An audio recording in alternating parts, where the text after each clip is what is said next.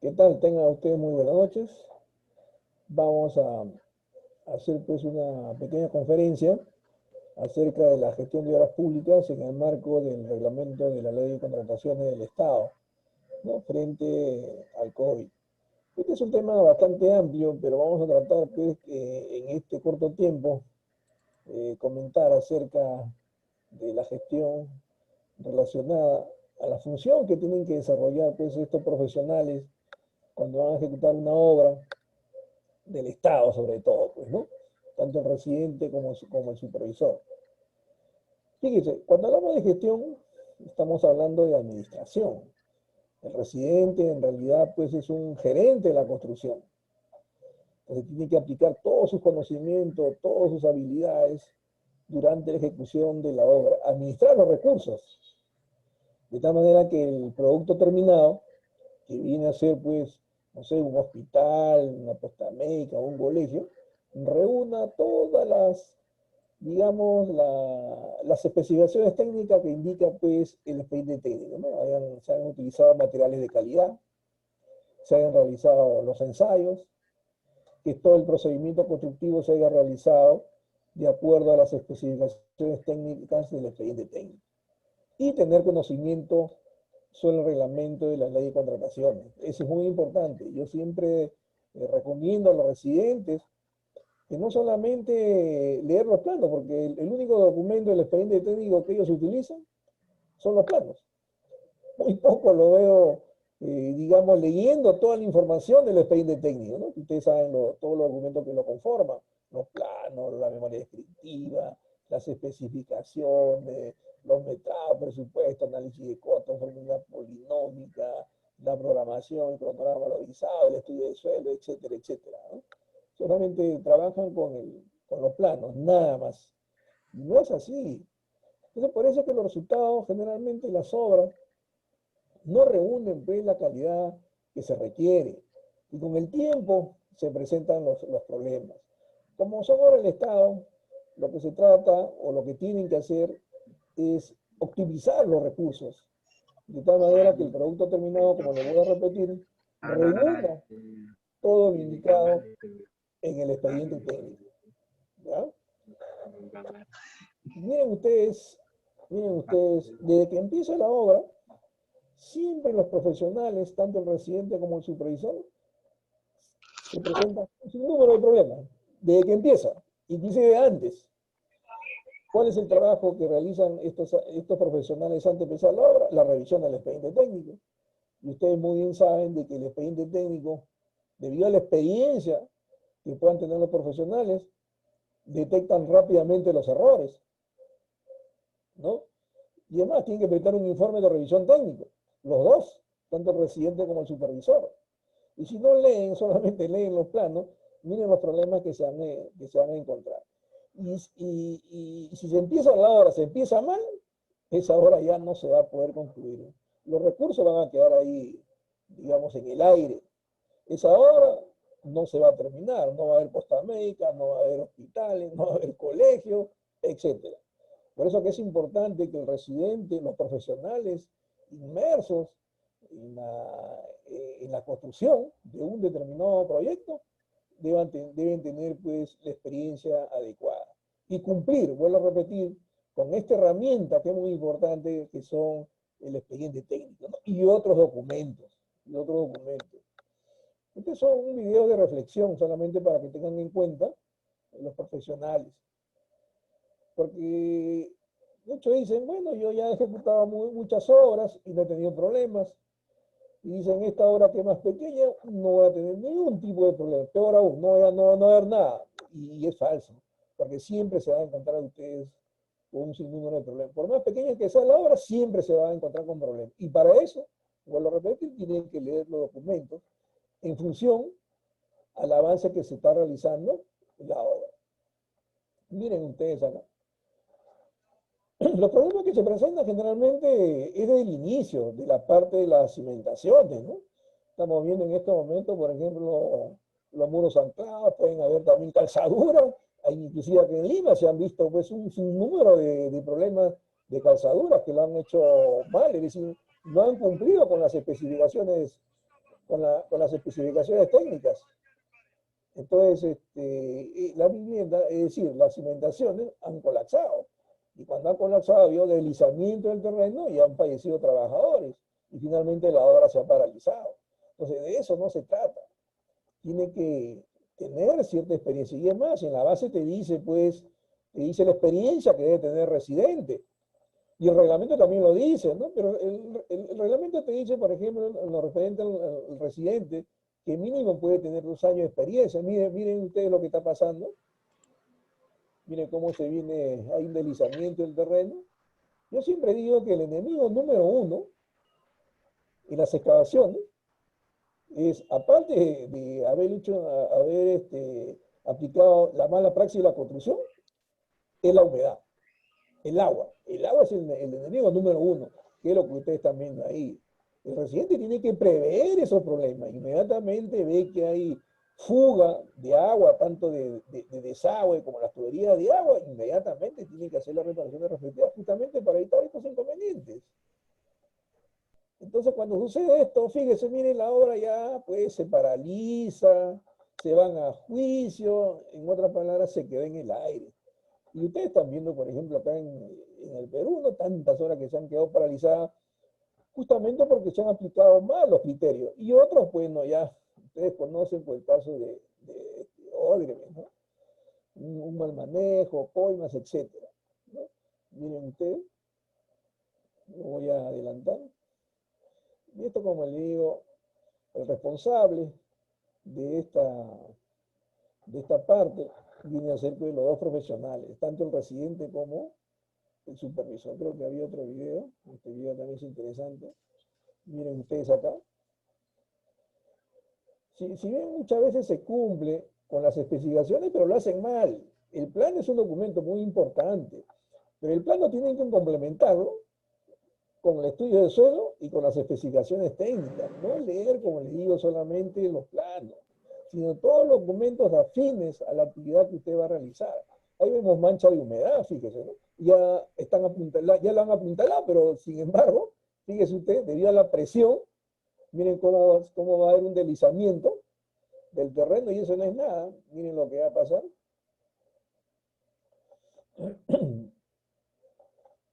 Y al suceder esta trae como consecuencia, pues, como le estaba comentando, la paralización de la obra, muerte de los trabajadores,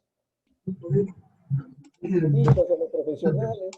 No voy a adelantar, porque hay bastante cosas que hablar relacionadas al tema. Y no solamente, fíjense, se ha presentado el problema de la misma obra que se está ejecutando, sino también daños a terceros. Miren ustedes esta vivienda unifamiliar, que la cimentación está en el aire. Mírenme, ahí lo estamos viendo. ¿Eh? En cualquier momento se va a venir abajo. ¿Y quién es el responsable? Ya le he dicho, siempre es el residente y el supervisor. Por eso que la gestión es muy importante. ¿Gestión qué cosa es? Es administración. Es optimizar recursos. No solamente el ahorro de los recursos, sino también, digamos, evitar las pérdidas. Y cumplir con lo indicado en el expediente. Miren, mire cómo se viene abajo esa vivienda unifamiliar. O sea que ahí ha habido dos problemas y graves. ¿Ah? Esos muros anclados que han sido mal elaborados y conjuntamente no han previsto esto de la fuga del agua y daños a terceros. Los juicios que se van a encontrar ahí, ambos profesionales, son juicios penales. Ahí no hay nada civil, ¿no? Y acá estamos viendo, por ejemplo, otro problema, ¿no? También otro ejemplo. Dice, bueno, varias obras he hecho, inclusive particulares, he descubierto la cimentación del vecino y no ha pasado absolutamente nada. Acá voy a hacer lo mismo. Es que esa palabra ya no debe existir, porque los suelos son diferentes. Los suelos son diferentes. Miren ustedes acá. También igual, se ha dejado en el aire la cimentación del vecino. Ahí se debió realizar de manera alternada, ¿no? Por medio de banquetas. Estas banquetas actúan como un muro de contención natural que impiden lógicamente el deslizamiento de la cimentación. Miren cómo se ha venido abajo la edificación del vecino. son problemas pues que se presentan, ¿no? Lo dejo para que ustedes puedan reflexionar, que lo que le digo siempre es muy importante, leer las herramientas que tienen los profesionales, que viene a ser el expediente técnico. El reciente obra, como dice pues el reglamento, y es lo que le digo siempre, no solamente leer el expediente técnico, sino también el reglamento. Los únicos responsables de una obra son dos, el residente y el supervisor, o inspector, ¿no? O inspector. ¿Qué dice el reglamento? El reglamento dice que el residente es un profesional colegiado, habilitado y especializado, designado por el contratista, previa, digamos, aprobación de la entidad, y con una experiencia no menor de 2 años. Pero eso está en función a la naturaleza de la obra. Si se va a hacer un colegio, en la base no va a decir, pues, se necesita un residente con 3 años de experiencia. No, imposible. Mínimo la entidad va a pedir como 10 años de experiencia y que haya hecho obras similares. O el residente puede ser ingeniero o arquitecto. No dice civil, dice ingeniero, dependiendo de la obra que se va a ejecutar. Si es una obra de electrificación, va a ser un ingeniero electricista, ¿no? Por eso que el reglamento dice ingeniero o arquitecto. Y el arquitecto también, si va a hacer una obra, digamos, de edificaciones, el residente necesariamente tiene que ser un ingeniero civil, no va a ser un arquitecto, ¿no? El residente es el representante del contratista. Ahí van a haber, una hora van a haber dos profesionales, el residente y el supervisor. Vamos a dejar de lado momentáneamente al inspector, ¿no? Porque ustedes saben que el inspector hace la misma función que el supervisor, pero con la diferencia que el inspector es un funcionario, es un trabajador de la entidad, es un profesional de la entidad. En cambio, el supervisor es una persona externa a la entidad, que puede ser una persona natural o una persona jurídica. Entonces, como tal, como el residente representa al contratista, esto no lo faculta para hacer ningún tipo de modificación, como lo vamos a ver más adelante, del contrato, de algún documento del expediente técnico. No lo puede hacer, ni el supervisor lo puede hacer. Cada uno tiene una función específica. El residente ahora no puede estar en 2 obras de manera simultánea, ni privadas ni el Estado, salvo que sea un paquete. Salvo que sea un paquete. ¿No? Aquí hablamos paquete, por ejemplo, a un conjunto de obras. A un conjunto de obras, por ejemplo, se va a hacer, pues, no sé, un conjunto habitacional para los profesores, el Ministerio de Educación. Entonces, un paquete, ¿qué cosa es? Se va a hacer las viviendas, se va a hacer la parte de lo que es agua, desagüe y electrificación. Ese es un paquete. En ese caso, el residente puede ser, digamos, puede ser residente de ese conjunto de obras, lo mismo el supervisor, pero no puede ser el residente, digamos, de 2 obras simultáneas. Va a ser una entidad lo contrata para hacer una posta médica y otra entidad lo va a contratar, digamos, uno en Lima y otro en Miraflores, digamos, para hacer un colegio. No, no puede, no puede. No está facultado para hacerlo. Tanto el residente ni el supervisor. Lo voy a pasar rápidamente. Si hubiera preguntas, por favor, durante esta exposición, a pesar que más adelante habrá una ronda de preguntas, lo pueden hacer, ¿eh? Porque durante estos comentarios que se hacen, siempre hay consultas, siempre hay dudas, siempre hay preguntas. Por eso, si hubiera alguna consulta, lo pueden hacer. Acá también hay una parte muy importante. Cuando hablamos de gestión, estamos hablando de administración, como estaba comentando. El residente es un gerente de la construcción. Tiene que dominar los 3 campos, como dice el reglamento, ¿no? En una de las funciones del supervisor dice, ¿no? Que tiene que velar por la buena ejecución técnica, económica y administrativa. Ahí están las tres gestiones. La gestión técnica, la gestión administrativa y la gestión económica. Esos 3 puntos, de manera resumida, lo vamos a tratar el día de hoy, muy rápidamente, por el tiempo, como le digo. En el caso de la gestión técnica, estamos hablando de las especificaciones técnicas. ¿Qué cosas son las especificaciones técnicas? Las especificaciones técnicas es un concepto bastante amplio. Es un conjunto de normas, por ejemplo, que nos dicen que cualquier material no lo podemos utilizar. Tenemos que utilizar ciertos materiales y esos materiales tienen que ser sometidos a ensayo. En una obra del Estado yo no puedo utilizar cualquier agregado fino, ni cualquier agregado grueso, ni cualquier ladrillo. Tengo que utilizar los materiales que me indican las especificaciones técnicas. El ladrillo, por ejemplo, dirá, pues, tiene que ser un ladrillo hecho a máquina, 18 huecos. No, no le va a decir la marca, solamente le va a decir las especificaciones nada más. No le va a decir ladrillo artesanal, no puedes utilizar ladrillo artesanal. El agua también igual, te va a decir que el agua debe ser potable.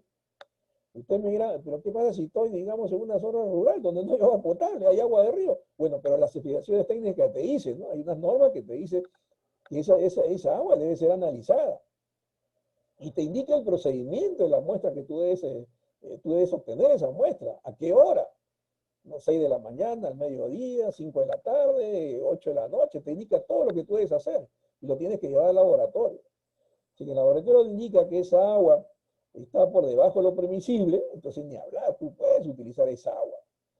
¿Ya? Pero no así directamente. Por ejemplo, esto también he visto por experiencia, ¿no? Ingeniero, no hay agua potable, pero toda la vivienda que usted ve lo han hecho con agua de río y nadie se ha muerto. Es más, el ganado toma esa agua y nadie se ha muerto. Los habitantes también igual, se quiere decir que esa agua está buena. Eso no es una prueba, ¿no? Para el Estado tiene que estar debidamente sustentado. ¿Ya? Esa agua de río tiene que ser, digamos, analizada. Y si está, digamos, reúne las características, digamos, del contenido de sustancia, está por debajo de lo permisible, se puede utilizar, digamos, para la producción de los concretos. En otras palabras, se puede utilizar en la construcción. Además, te indica los ensayos que tú vas a realizar, por ejemplo, los ensayos in situ para determinar la calidad del concreto, los ensayos de la compresión, los ensayos de la diamantina, esclerometría, etc. Te va a indicar el procedimiento constructivo, cómo se debe asentar, digamos, un muro. Primero lo tienes que humedecer, la osificación del mortero va a ser 1,4, 1,5, dependiendo si va a haber cal o no va a haber cal, etcétera, etcétera, ¿no? Todo el procedimiento te lo va a decir cuánto va a ser la junta, etcétera. Los problemas constructivos, bueno, no se debe llegar a los problemas constructivos. Si usted cumple con las especificaciones técnicas, no debe haber ningún problema, no debe haber ni una falla. En cualquier procedimiento productivo de cualquier actividad que forma parte de un proceso productivo. Es decir, todas las actividades que forman parte de ese presupuesto se tienen que realizar tal como indican las especificaciones técnicas. Por eso, le vuelvo a repetir, es muy importante que lean estas especificaciones técnicas. Problema con los planos y las especificaciones del proyecto. Esto ya les acabo de mencionar, ¿no? Señores, el expediente técnico va a tener o tiene cantidad de errores, pero la experiencia que usted tenga le va a poder rápidamente ver a dónde está el error. Y le pongo ejemplos, una recomendación. Cuando usted vea, por ejemplo, usted va a revisar el expediente técnico, los puntos clave, primero, los puntos clave que usted va a ir son en las fórmulas polinómicas. Ese es número uno. Número dos, en el estudio del suelo. El estudio del suelo versus los análisis de costo del presupuesto. Son los casos muy importantes. Cuando hablamos de fórmulas polinómicas, estoy hablando de un término bastante amplio, ¿ya? Eso lo vamos a hacer en detalle más adelante. ¿Ya? Ahí siempre se presentan los problemas. Y aparte, en el caso de las montantes, ¿no? La montante con las estructuras hay que compatibilizar. Si esas montantes están dentro de unas columnas, generalmente se presentan esos problemas. Entonces, inmediatamente uno tiene que revisar, ver esos errores. Y si está mal, no lo pueden corregir ni uno de los dos. Es todo un procedimiento formal. Si por ejemplo, el residente ve que, digamos, en el caso de los fierros de una determinada vía peraltada, un sistema porticado, los fierros de tracción tienen una luz de 6 metros y él en el plano indica que son fierros de 3/8, por decir, hay un error. De repente el supervisor es un especialista en estructura, el residente también es especialista en estructura, pero ni uno de los dos lo puede hacer. Ninguno de los dos puede hacer la modificación. Es todo un procedimiento. El residente anotará en el cuaderno de obra, el supervisor verificará si efectivamente hay un error, comunicará a la entidad para que la entidad a su vez comunique de manera notarial al proyectista, al consultor. Y él es el único que puede hacer la modificación del caso. Pero ni tanto el residente ni el supervisor pueden hacer la modificación. Lo mismo sucede en lo que es administración directa. ¿Ya? Muy bien. Bueno, ahí tenemos las funciones del residente. Esto también usted lo tiene que tener bien en claro, porque muchas veces piensan que el residente, digamos, es la autoridad máxima en la obra. No es así. La autoridad máxima en una obra es el supervisor. ¿Ya? Asegurarse que los materiales que ingresan a la obra satisfacen las especificaciones. Bueno, eso es, ni hablar, es inherente, ¿no? El residente tiene que, cuando él hace su cálculo de recursos, su cálculo de materiales, la cantidad de materiales que va a utilizar, digamos, o ha hecho su cronograma de lo que es adquisición de materiales, él, de manera resumida tiene que dar a conocer las relaciones materiales para que logística pueda comprar, y lo tiene que hacer de manera detallada. Él no puede decir, por ejemplo, 20 varillas de fierro. 20 varillas de fierro, pero ¿de qué diámetro? De media, 3/4, 1 pulgada, 5 octavos. Tiene que estar bien especificado. 30 kilos de clavos, 30 kilos de clavos, pero ¿de qué? 3/4, de media, 1 pulgada. Tiene que estar bien detallado para que la persona, en este caso el personal de logística, pueda ir a los proveedores y lo pueda comprar sin ningún problema. Y los materiales puedan llegar pues en el tiempo indicado por el residente. Porque si el residente no da una buena información, los materiales no le van a llegar en el tiempo programado.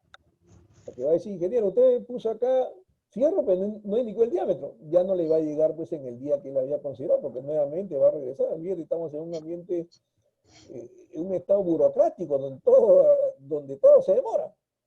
Entonces, y usted sabe que el tiempo en obra es oro.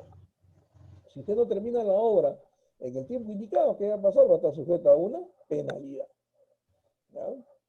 Mantener un estricto control en la calidad de ejecución y dosificación. Bueno, esto es muy importante. En la calidad de todas las actividades, como ya hemos dicho, tanto en la parte de estructura, de arquitectura, sanitaria y eléctrica.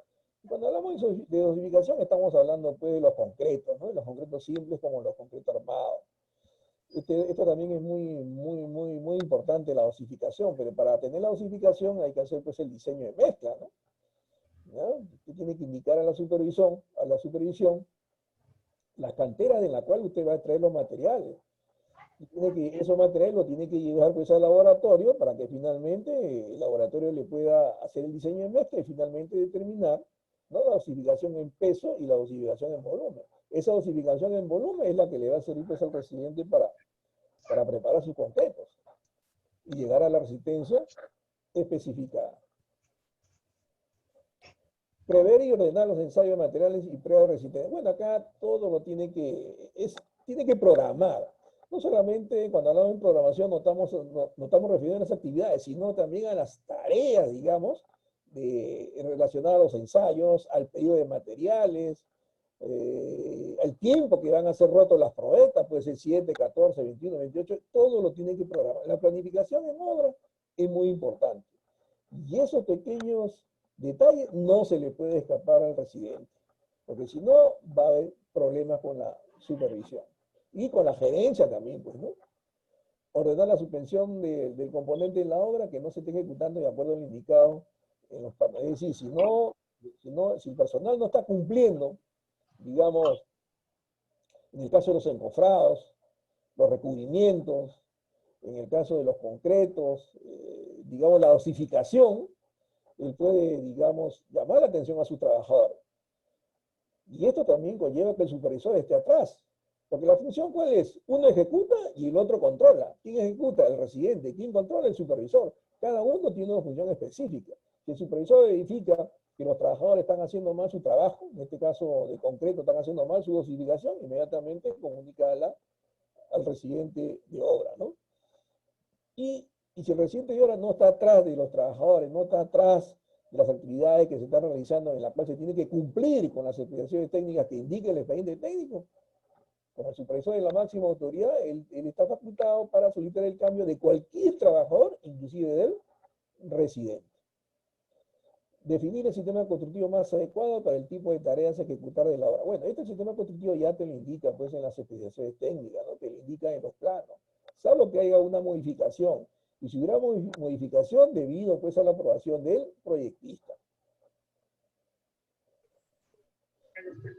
comprender a cabalidad la información contenida en los planos. Los planos los tienen que saber leer, los tienen que saber interpretar, tienen que saber interpretar los detalles. Porque cualquier duda que tengan los trabajadores, es decir, el encofrador, el fierrero, el albañil, el electricista, inmediatamente va a ir donde el residente. Y el residente, y como es el responsable de la obra, está facultado para poder resolver cualquier duda que tenga. Por lo tanto, tiene que saber interpretar, leer los planos, conocer y comprender los alcances de las especificaciones y normas técnicas, ¿no? Eso lo indican las especificaciones. Asegurarse que los rendimientos de ejecución, bueno, eso es también muy importante. Fíjense, los análisis de costo ni lo ven. Cuando ve los análisis de costo reciente, cuando hace su valorización, es decir, cuando han solicitado el adelanto de material, ahí recién hay los análisis de costo. Pero para controlar, digamos, la calidad, controlar personal, controlar producción, no leen los análisis de costo. Y el análisis de costo, señores, es un documento muy importante. ¿Cuál es, por ejemplo, usted ha escuchado de la filosofía del Lean Traction?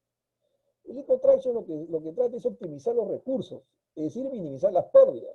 ¿Y qué documento debe utilizar justamente para eso, para poder controlar los análisis de costo?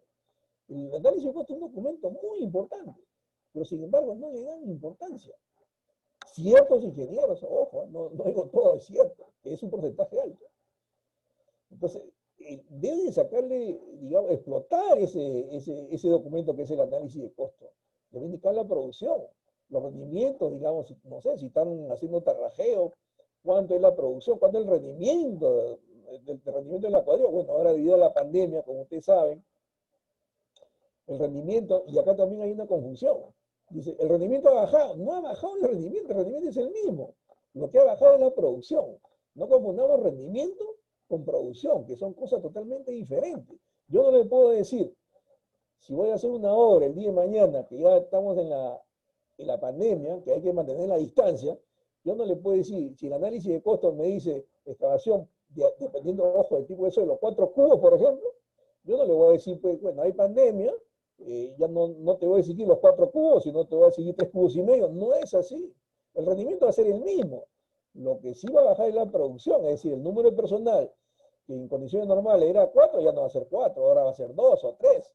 Pero el rendimiento va a ser el mismo.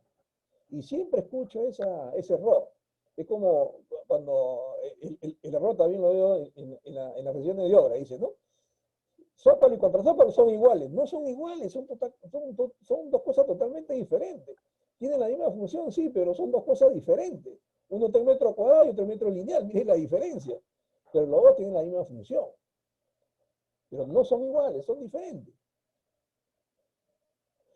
Cuando hablamos de control económico, esta es otra gestión ya. Ya estamos entrando a la parte de la gestión económica, y más adelante lo vamos a ver de manera detallada.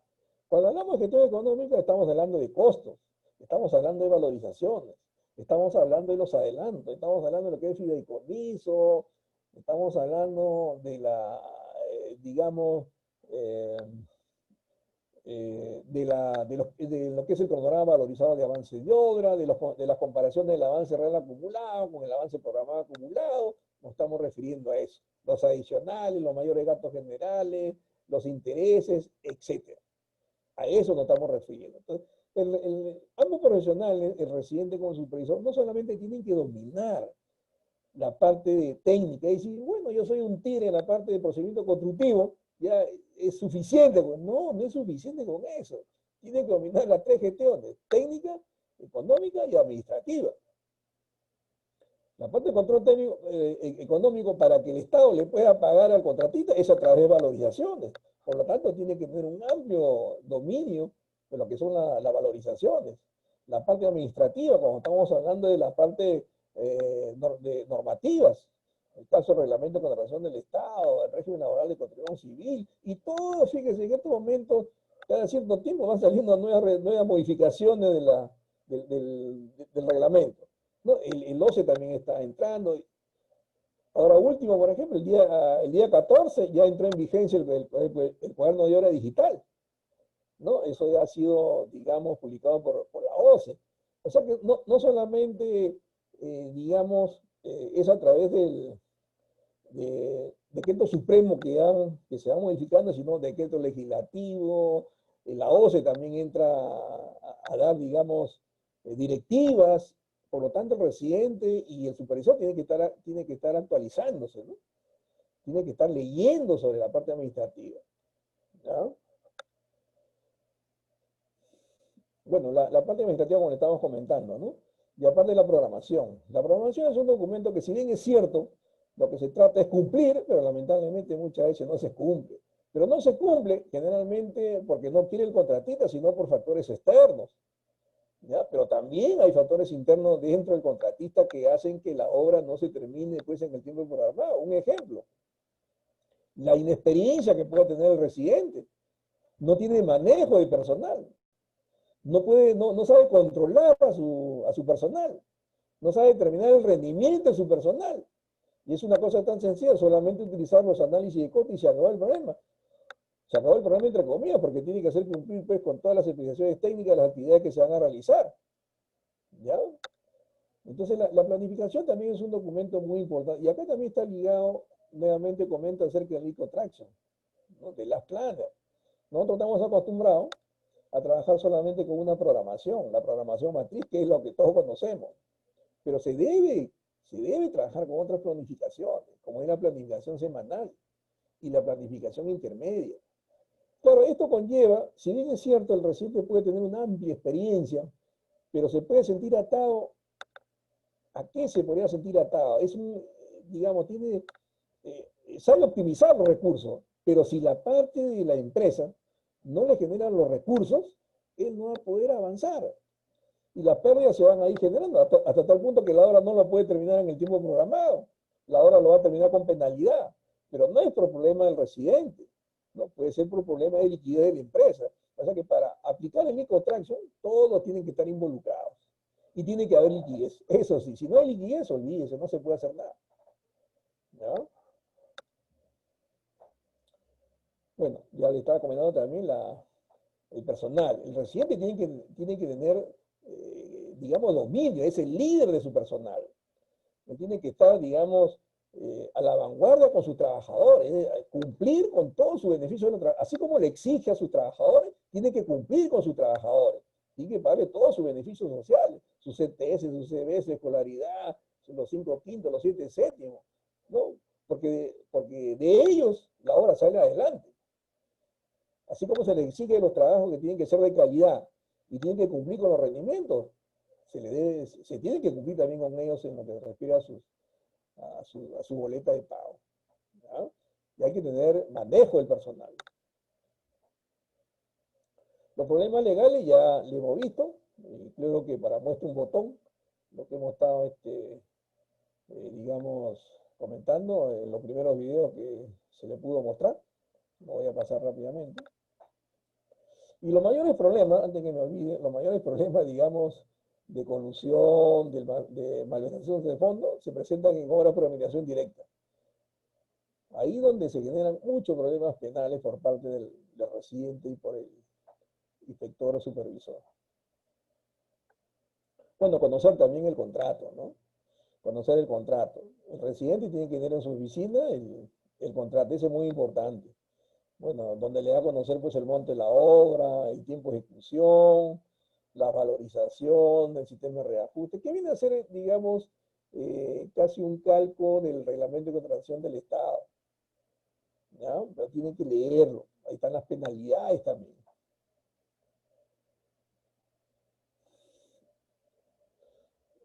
Bueno, el expediente técnico está en custodia pues del residente, ¿no? Aparte que el supervisor también tiene su expediente técnico, los dos tienen el expediente técnico. Cuando lleguemos al cuaderno de obra, bueno, el reglamento ahora se va a tener que modificar, porque antes el cuaderno de obra estaba en poder del residente, del contratista. Ahora ya no está en ninguno de los dos, cada uno de manera digital puede entrar el momento que quiera, digamos, a hacer el asiento en el cuaderno de obra sin ningún problema, y las 24 horas del día. Y está totalmente clasificado. ¿Ya? Hemos entrado a la era digital ya. Mantener la adecuada comunicación con el representante de la entidad, bueno, siempre tiene que haber una comunicación, ¿no? Entre el residente con el supervisor. Cualquier consulta, cualquier duda que tenga el residente lo va a hacer a través del supervisor. El supervisor lo va a tener que contestar, ¿no? ¿Cuál es el medio de comunicación entre ambos profesionales? El cuaderno de obra. El cuaderno de obra, el residente le hace la consulta y el supervisor también le va a responder el cuaderno de obra. La planificación, si hay problemas como el caso de la pandemia que hemos vivido, se ha tenido que reprogramar, ¿no? Y si se vuelve nuevamente a realizar la obra, bueno, saldrá pues otra directiva, otro decreto supremo, donde vaya a modificar el reglamento. ¿Ya? Y hay que presentar nuevamente otra documentación. Bueno, estamos viviendo en una época bastante difícil, pero yo siempre digo, en el caso de la construcción hay espacio suficiente, digamos, para poder trabajar con el personal, es decir, con el aforo, no, porque ahora estamos limitados, ¿no? Un aforo del 50-40%, pero en obra, yo pienso que, y eso también lo han dicho varios colegas, que en la construcción se mantiene el distanciamiento sin ningún problema. Ahí no es como estar en una oficina que las 8 horas están sentados, ¿no? Y están casi juntos. En obra no, en obra son trabajos dinámicos, donde el trabajador nunca está estático, siempre es dinámico. O sea que en ese sentido, yo pienso que deben trabajarse en condiciones normales, porque las obras, como ustedes saben, ya no se va a terminar en el tiempo programado, ¿no? Sino ahora se ha, digamos, aumentado el tiempo de ejecución, y esa diferencia lo asume o lo está asumiendo la entidad. Bueno, el cuaderno de obra, en algunos minutos vamos a ver esto del cuaderno de obra digital. Bueno, y la medida de seguridad, ¿no? Ahora en el caso de la pandemia han salido una serie de resoluciones, de normatividades que hay que cumplir, ¿no? Lo mismo que ustedes ven, por ejemplo, en los centros comerciales, antes de ingresar, ¿qué le hacen? ¿No? Le miden la temperatura. En obra, aparte de la medición de la temperatura, hacen una sintomatología, ¿no? Luego, pues, ¿qué hacen? Pasan a otro ambiente donde se lavan las manos o le esparcen alcohol, ¿no? Y la tercera fase, digamos, es donde ya, en el caso de obra, le van a dar pues, todos los elementos de lo que es bioseguridad. Y los ambientes de trabajo tienen que estar totalmente, digamos, adaptados, ¿no? Es decir, para ver esto de la ventilación. No haber ningún tipo, para que no se presente ningún tipo de contagio. Si bien es cierto, en la obra se le va a controlar, pero cuando salen de la obra es el problema. Bueno, esto es lo que le están comentando, las 4 zonas de control bien definidas, ¿no? La zona de control previo, donde se ve la sintomatología y la temperatura, la zona de desinfección donde le proveen el jabón, agua o alcohol, en la zona de vestuario donde a los trabajadores se les provee pues, todos los elementos de lo que es bioseguridad, los guantes, la mascarilla, el protector facial, etc. Y la zona de trabajo donde tiene que estar totalmente limpio y ventilado, ¿no? Bueno, ahí hay un esquema donde más o menos están las 4 zonas de control bien definidas, ¿no? Que es lo que se tiene que, o lo que se está haciendo en estos momentos. Toda obra tiene esas 4 zonas de control bien definidas. Ya tenemos las atribuciones que tiene el residente y el supervisor. ¿Qué es lo que debe hacer y qué es lo que no debe hacer? Anotar en el cuaderno de obra, informar la culminación de la obra, practicar la liquidación, anotar en el cuaderno de obra las prestaciones adicionales, las ampliaciones de plazo, el pago de los intereses, cuando el Estado se demora en el pago de la valorización, y lo que no puede hacer. El residente no puede hacer ningún documento a título personal, de manera resumida. Él no puede solicitar la ampliación de plazo. Él hace el sustento técnico de la ampliación de plazo, pero él no lo puede solicitar de manera personal. La valorización es también igual, o sea que ningún documento a título personal puede hacer el residente. No puede cambiar ningún documento. ¿Ya? Uno de los trabajos antes que empiece la obra, solicitar el adelanto del adelanto directo y el adelanto de materiales, ¿no? El adelanto de materiales es cuando se inicia el plazo de ejecución de obra. Lo que no puede hacer, como le estaba comentando, es solicitar el adelanto de materiales en el tiempo que él quiera, ¿no? El reglamento te dice que una vez iniciado el tiempo de ejecución, puede solicitar, ¿no? El adelanto de materiales, pero repito, no a título personal. y el supervisor. También da la definición del concepto de lo que es el inspector o supervisor, ¿no? El inspector es una persona, es un funcionario de la entidad, y el supervisor es una persona natural o una persona jurídica. Ambos profesionales tienen que contar con el expediente técnico. Es muy importante. Si no hay expediente técnico, no se puede empezar una obra, sobre todo en lo que es administración directa, donde mucha presión tiene el residente para ejecutar la obra. De todos los documentos del expediente técnico, al pobre residente lo presionan para que empiece la obra con los planos, incluso solamente con los planos.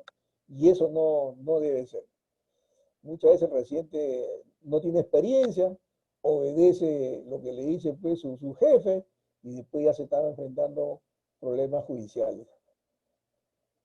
Lo voy a pasar rápidamente. Bueno, ahí tenemos las funciones, y acá es donde estaba comentando acerca de la gestión, ¿no? Miren lo que dice acá.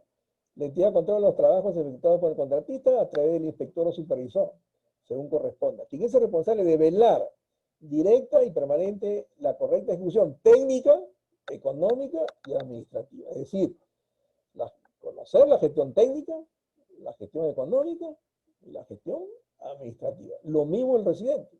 Vuelvo a repetir, uno ejecuta, que es y el otro controla, fiscaliza, que el contratista cumpla con todo lo indicado en el expediente técnico, ¿no? Sobre todo en las especificaciones técnicas, y hablamos de los procedimientos constructivos. El supervisor, como máxima autoridad, pues si él ve que un material no reúne, digamos, las características, las especificaciones, él, mediante cuaderno de obra, anota diciendo que ese material no se puede utilizar. Si el residente hace caso omiso y hizo el vaciado, digamos, de zapata, de viga de cimentación, no sé, de los muros anclados, si habiéndole dicho al supervisor que esos materiales no reunían las especificaciones, es más, no presentó los ensayos, el supervisor anota en el cuaderno de obra que he hecho caso omiso y todo lo actuado, todo lo vaciado, procederá pues a la demolición. ¿Ya? Cuaderno de obra digital. Bueno, ya el cuaderno de obra físico ya culminó, pero acá lo voy a tener bien claro. Solamente se va a utilizar el cuaderno de obra digital, todas las obras que se han empezado a partir del 14 de agosto. Todas las obras que continúan siguen con el cuaderno de obra físico. ¿Ya? Es como el factor de relación.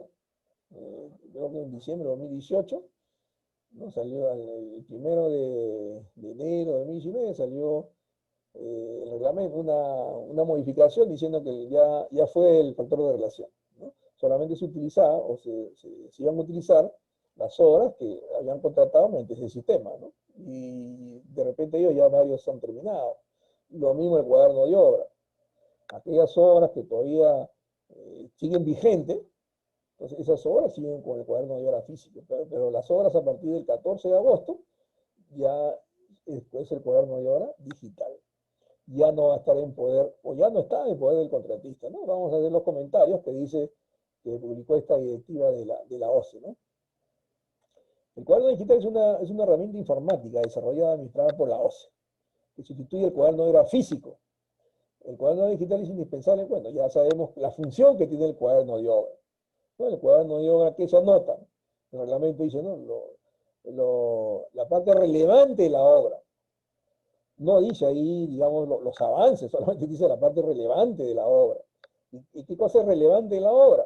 Por ejemplo, no sé, las ampliaciones de plazo, los adicionales, accidentes, huaico, lluvia, etcétera, etcétera. Pero nosotros estamos acostumbrados pues, a notar los avances, ¿no? No está mal, ¿no? Lo podemos considerar sin ningún problema, ¿ya? Y es lo que se viene haciendo hasta la fecha. Ahora el cuaderno de obra está clasificado. Ya tú no puedes mezclar en un asiento, por ejemplo, estamos el día de hoy, se presenta un adicional, lo está consultando el residente, ya no es un asiento consecutivo, sino es una clasificación. Ya va a tener otra, digamos, otra pestaña donde dice adicionales.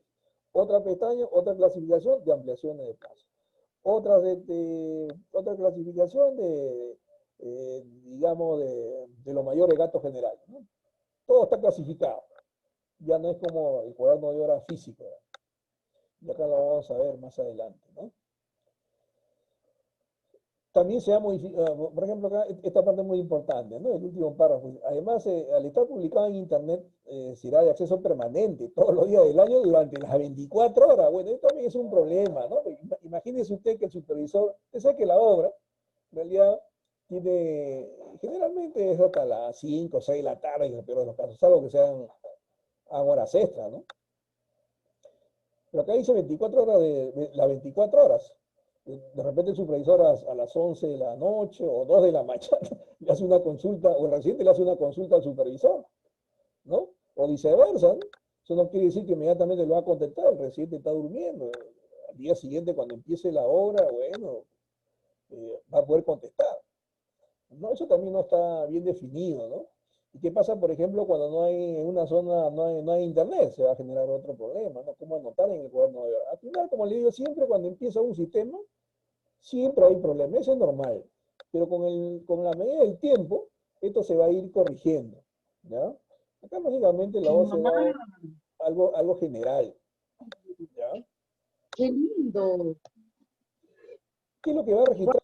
Bueno, lo mismo que se está registrando, o lo que se sigue registrando, pero va a estar clasificado, ¿no? En el cuaderno de registrado se registran ocurrencias, como dice, ocurrencias de hechos relevantes que se presenten durante la ejecución de la obra, las órdenes. El supervisor le puede ordenar al residente el retiro, por ejemplo, del material, del personal, etcétera, ¿no? Consulta que el residente puede hacer al supervisor, no solamente al supervisor, porque acuérdense que el reglamento lo dice, el supervisor, el residente hace una consulta, el supervisor, bueno, si esto lo puedo responder, ni hablar. Si no lo puedo responder, pasa al consultor. Es decir, lo eleva a la entidad para que la entidad lo eleve al consultor. Preguntas y respuestas. Cada registro genera un asiento, bueno, eso es normal, con numeración correlativa, etc. Cada asiento contiene los siguientes campos, ¿no? Lo mismo, título del asiento, tipo de asiento, descripción del asiento, si es residente, supervisor. Acá también viene la novedad. Acá usted va a poder adjuntar imágenes, es decir, fotografías del avance de la obra, o no sé, de los problemas que se pueden presentar en la huelga, no sé, los accidentes, etcétera. No, todo eso usted se puede incluir en el cuaderno, lo que no se hacía pues de manera física, ¿no? Y acá ya no hay un original y tres copias, ¿no? Solamente es un original y la ventaja es que cualquiera lo puede ver, es decir, cualquier entidad del Estado, la Contraloría puede entrar sin ningún problema. En el mismo, si estamos haciendo un colegio, el Ministerio de Educación también puede entrar, los funcionarios pueden entrar a ver el cuaderno de obra sin ningún problema, ¿ya? Y ahí está la clasificación, como le estaba comentando. Los haciendo el cuaderno de obra digital tiene la siguiente clasificación. O sea que todo está clasificado. Es decir, está más ordenado. No, si dicen ampliación de plazo, ven la clasificación de ampliación de plazo. Ya, qué es lo que dicen acá los profesionales? ¿Qué es lo que dice el residente? ¿Qué es lo que respondió el supervisor? Está bien ordenado. No, y ahí está, miren, está bien clasificado, tiene varios subítems, es muy importante. Bueno, no solamente en el Perú ya estamos en la era digital, sino también en otros países también ya están utilizando el cuaderno de obra digital, pero con otro nombre, ¿no? Si ustedes han escuchado la bitácora, ¿no? Otros países utilizan el nombre de bitácora, para nosotros es cuaderno de obra.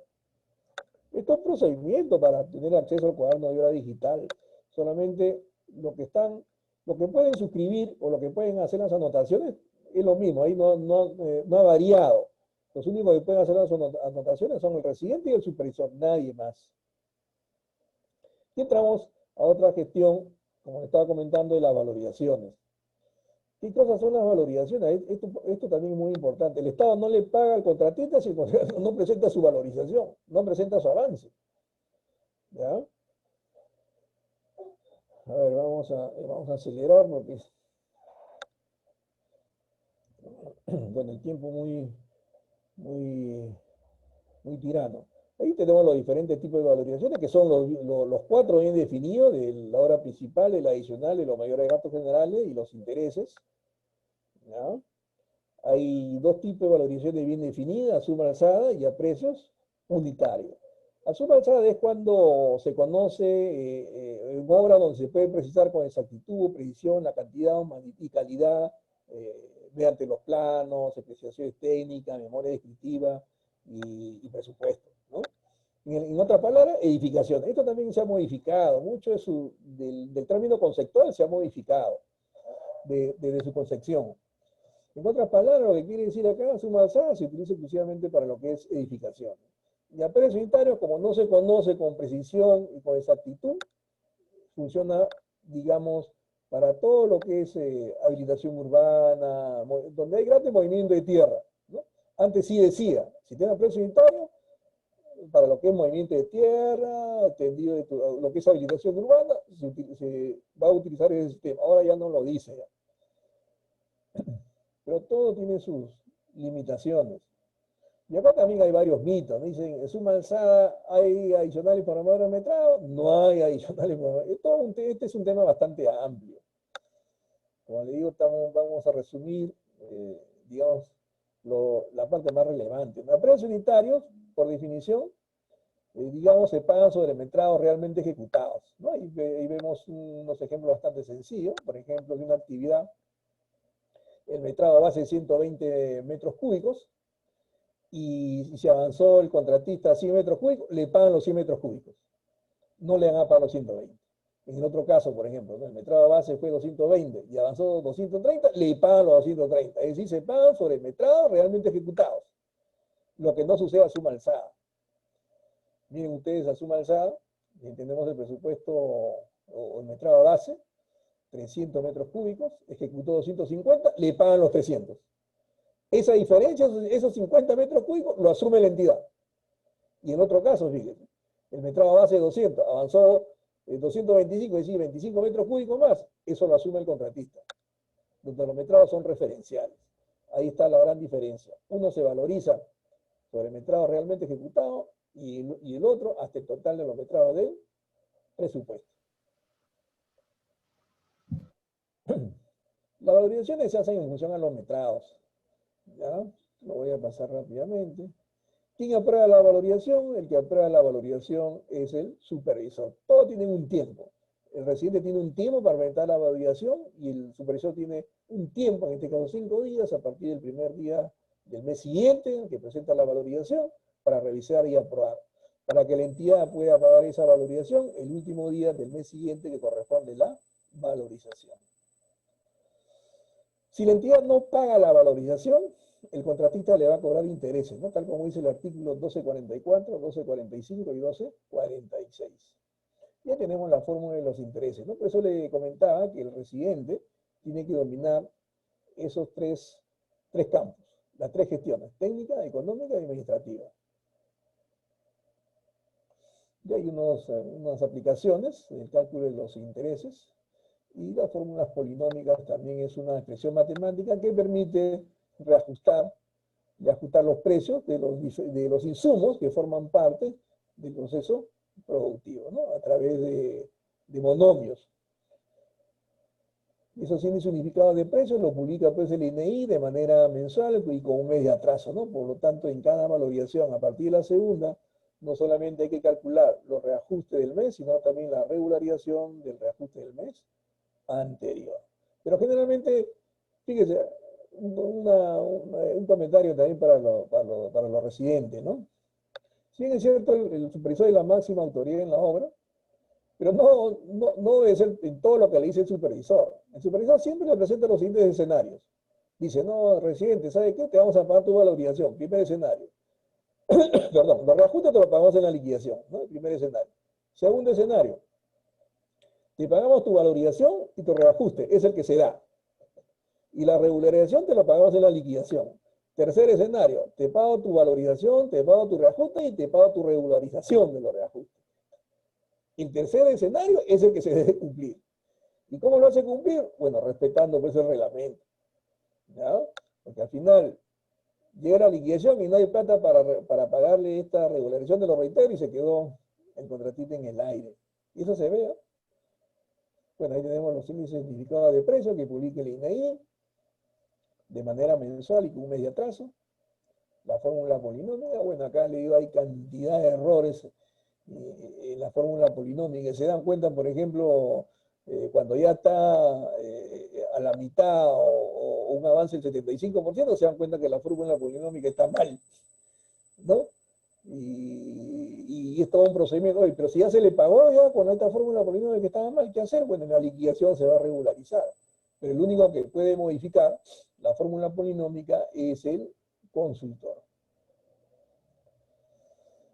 Bueno, ahí tenemos el contenido de la valorización. Cuando el residente presenta la valorización es todo un informe, ¿no? Es un mini expediente también bastante voluminoso. No solamente es la parte económica, sino también otros documentos. El caso de los adelantos, ¿no? También conocer esto de los adelantos. El adelanto del 10%, el 20%, esto con la pandemia, debido al COVID, esto se amplió. El monto máximo es 5% más, ¿no? Es decir, el adelanto directo ya no es el 10, sino es el 15, y el adelanto material ya no es el 20, sino el 25. Y hay 3 escenarios también que dio a conocer la OCE, ¿no? La directiva creo que 005, me parece que fue. Y acá también, dentro de los adelantos, la parte rescatable son los fideicomisos, ¿no? Eso es muy interesante. ¿Qué es lo que pasa, por ejemplo, en esto de por qué entra en vigencia el fideicomiso? El fideicomiso es un sistema muy importante porque permite que el contratista ya no maneje el adelanto, ya no distraiga el adelanto como se hacía mucho antes, ¿no? El contratista recibía el adelanto directo y lo distraía para fines propios o familiares, o lo distraía en otra obra, no lo utilizaba exclusivamente a la obra que él estaba ejecutando. Entonces, entra pues el fideicomiso. Entonces, con el fideicomiso, la entidad fiduciaria es la que va a administrar esos adelantos, ya no lo ve el contratista, pero ahí tiene una limitación, no solamente se utiliza el fideicomiso cuando el monto de la obra es mayor o igual a 5 millones, ¿no? Yo pienso que debe ser para cualquier tipo de monto. Y si hay fideicomiso, ya el contratista, pues ya no, como le vuelvo a repetir, ya no ve el adelanto. El adelanto de material lo solicita pues cuando se da inicio al plazo contractual. Esto lo voy a pasar rápidamente, ¿eh? Porque estamos con el tiempo. Y cuando solicita los adelantos, acá también es algo muy importante, ¿no? En lo que se refiere a la gestión económica, a la valorización. He visto también que muchos problemas se presentan en la elaboración de la deducción, de las amortizaciones, tanto el adelanto directo como de materiales. Y también el caso de horas atrasadas. No leen el decreto supremo 0011-79-BC. Es muy importante. Les recomiendo que lean. Porque muchas veces elaboran mal sus valorizaciones, sobre todo cuando son horas atrasadas. Ahí cometen muchos errores, he podido observar durante la revisión de las valorizaciones que presenta el contratista. Y eso tiene que corregirse. Cuando hay adelantos, el Estado se vuelve como un prestamista, ¿no? Como le presta al contratista un adelanto, entonces el contratista le va a tener que devolver mediante amortizaciones. Y los intereses vienen a ser, digamos así, como las deducciones. No, pero son fórmulas. El problema, entre comillas, se presenta cuando son para materiales, ¿no? Es un trabajo bastante engorroso para calcular las amortizaciones de cada material que ha solicitado. Bueno, ahí están las fórmulas que usted va a utilizar cuando solicita pues, los adelantos. Bueno, sería interesante que me parece que INSUR va a hacer un curso exclusivamente de valorizaciones para que los residentes pues sepan el manejo, cómo elaborar su valorización, cómo hacer la comparación del avance real acumulado versus el avance programado acumulado, y en función a eso ver si la obra está adelantada, está atrasada, está en un ritmo normal. ¿Cómo es el caso? ¿Cómo se solicitan los adelantos directos y de materiales? ¿Cómo se hace la deducción, la amortización? ¿Cómo se hace la liquidación? Yo lo voy a pasar rápidamente. Bueno, ahí está el fideicomiso. El fideicomiso es un contrato que celebran digamos, el contratista con el Estado. El contratista con la entidad fiduciaria.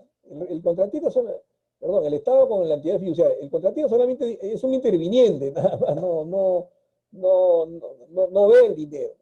El fideicomitente, el fideicomisario es la entidad. Y la entidad fiduciaria es la que va a recibir el adelanto, directo y de materiales. Y es el que lo va a administrar. Es como si fuera una intervención económica. Las ampliaciones de plazo, pues, se generan cuando, por atraso, por adiciones, por causas que no son atribuibles a las partes, ¿no? Ni al contratista ni a la entidad. Y cuando hay un adicional, y cuando hay un adicional para la ejecución de los mayores administrados, pero siempre y cuando los contratos sean a precios unitarios.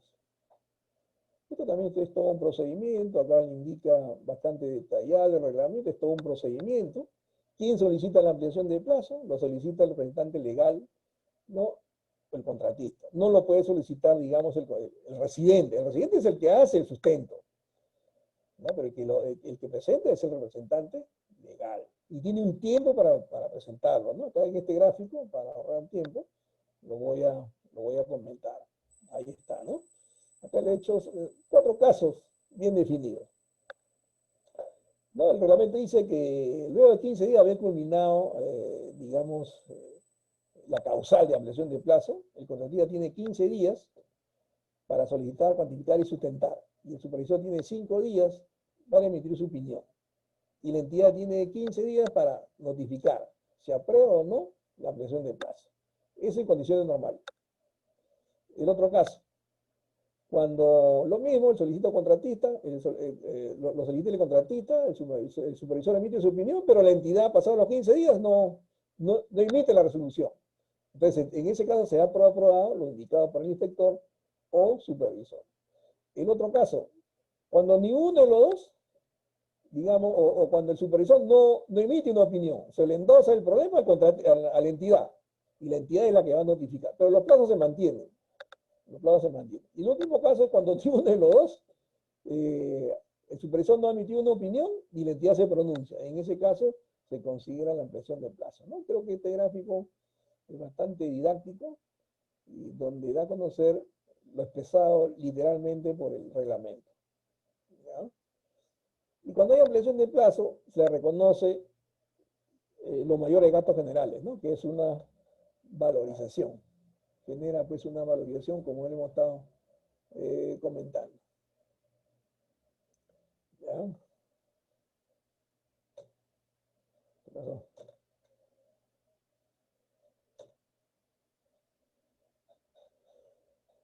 Los efectos de la modificación de plazo, bueno, ya viene a ser el pago de los mayores gastos generales. ¿Cómo lo calculamos? Es bastante sencillo, no es nada difícil. Se dividen los mayores gastos generales variables entre el tiempo de ejecución, ¿no? Y para actualizarlo, ¿no? A través de los índices de precio y por el número de días de la ampliación de plazo. Es algo bastante sencillo. Lo que sí tiene que tener en claro es el ISU 0 y el ISU P. El ISU 0 es el índice del elemento a la fecha de valor referencial. Y el ISU P es el índice de precio del mes donde fue la causal de la ampliación de plazo. Eso sí lo tiene que tener bastante claro, ¿ya? En ambos casos, a contrato sumalzada y a precio unitario es lo mismo. Antes había una diferencia que era el factor de relación. Por eso ya no existe, ¿no? Ahí tenemos la fórmula. Y esto es muy importante, ¿no? En el expediente técnico hay un desagregado de los gastos generales donde le indica el porcentaje de los gastos generales variables, ¿no? Por ejemplo, acá le indica el porcentaje, este porcentaje justamente va a servir para poder determinar el gasto general diario, ¿no? Y las demoras injustificadas, acá le estaba comentando acerca de las comparaciones, ¿no?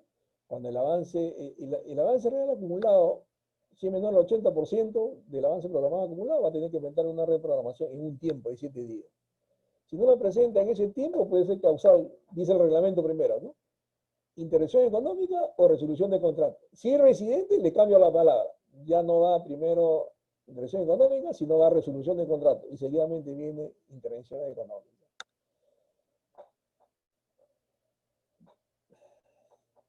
¿Qué cosa es la intervención económica? La intervención económica es una salida para culminar la obra, ¿no? Que dio el Estado. Antes, por ejemplo, no había esta intervención. ¿Qué es lo que hacía?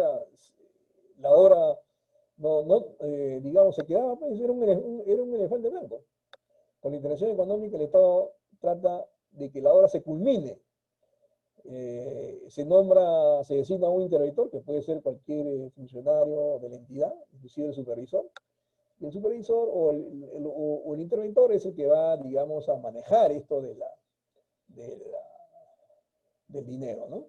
No lo va a manejar ya directamente el contratista. El contratista dice, ingeniero, necesito compra de materiales o maquinaria, listo, directamente al proveedor. No va directamente al contratista. Y la parte de recepción, ¿no? Acá también una modificación muy importante. Hay que emitir el supervisor emite un certificado de conformidad técnica. Acá también ya lo combina el supervisor y no caer en la tentación del contratista, ¿no? Que antes decía, ingeniero, mientras que usted tiene 5 días y luego 2 días para que nombren la comisión y la comisión se apersona 20, más o menos hay un mes. De una semana nomás yo termino la obra. Estamos en un avance del 97%. Ese 3% lo termino en 5 días. Y como han entablado amistad entre ellos durante el tiempo que ha demorado la obra, entonces traten lo posible de poder ayudarlo, ¿no? Ahora ya no es así. Si él emite el certificado que tiene carácter de declaración jurada, diciendo de que se ha terminado, y efectivamente no ha sido así, va a estar sujeto a una penalidad, ¿no? Y esa penalidad va a tener en función a su contrato, ¿no? Eso también lo dice el reglamento. Y si no hay observaciones, bueno, no se recepciona la obra, pues, no se recepciona la obra. Y el contratista tiene pues un tiempo para poder levantarla, ¿no? El reglamento dice 1/10 del tiempo o 45 días, el que resulte menor. Y si pasado el 50% del tiempo no ha hecho nada, inmediatamente el supervisor comunica a la entidad y la entidad pues asume ya los trabajos respectivos. Contratará a un tercero para que levante las observaciones y todo el importe, todo el presupuesto se le endosa pues al contratista en la liquidación. Bueno, acá siempre va a haber discrepancias, siempre debe haber una armonía entre el residente y el supervisor para evitar justamente esto de los pleitos, de llegar al arbitraje, ¿no? El residente ya tiene que tener bastante manejo en este sentido, siempre llegar a conciliar. Bueno, es lo que le estaba comentando, si ya ha vencido el plazo, la entidad pues asume ya el trabajo, contratará a un tercero para que levante las observaciones, ¿no? Y el importe, el presupuesto se le endosa al contratista en la liquidación. La penalidad, si no termina, puede levantar las observaciones de que el tiempo indicado va a estar sujeto pues a la penalidad por cada día que se está demorando, ¿no? Y el supervisor, lo que le estaba comentando, ¿no? Por ejemplo, si él no da a conocer en su informe de que la obra se terminó y el comité de revisión verifica que no ha sido así, mire, acá está la penalidad, se le aplica la penalidad no menor a 1% ni mayor a 5% del monto de su contrato. O sea, que ya no cae en esa tentación el supervisor, ¿no? Y finalmente viene pues la etapa de la liquidación. ¿Qué cosa es una liquidación? Acá también este es un tema muy interesante, ¿no? La liquidación, yo siempre digo que se define de la siguiente forma. Número uno, determinar el costo real de la obra. Real entre comillas, ¿no? Porque acá no hay nada exacto. Número uno. Número dos, permite saber si hay un saldo a favor o un saldo en contra del contratista. Y número tres, si, digamos, hay que recalcular los reajustes, porque acuérdense que los índices de precios salen atrasados. En la liquidación se va a hacer la regularización. ¿Quién hace la liquidación? El que hace la liquidación es el contratista. Y tiene un tiempo para presentar la liquidación. ¿Qué dice el reglamento? Es 1/10 del tiempo, o 60 días, el que resulte mayor. Si el contratista no presenta la liquidación, la entidad le designa ese trabajo al supervisor o a un tercero para que lo elabore. Y el importe también se le endosa al contratista en la liquidación. ¿Ya? Una vez que la liquidación ha quedado consentida, es decir, los dos están de acuerdo, terminó el vínculo contractual del contratista con la entidad, quedando pendiente la garantía. ¿Ya? Muy bien. Lamentablemente el tiempo ha sido muy tiránico y vamos, creo que, a la ronda de preguntas.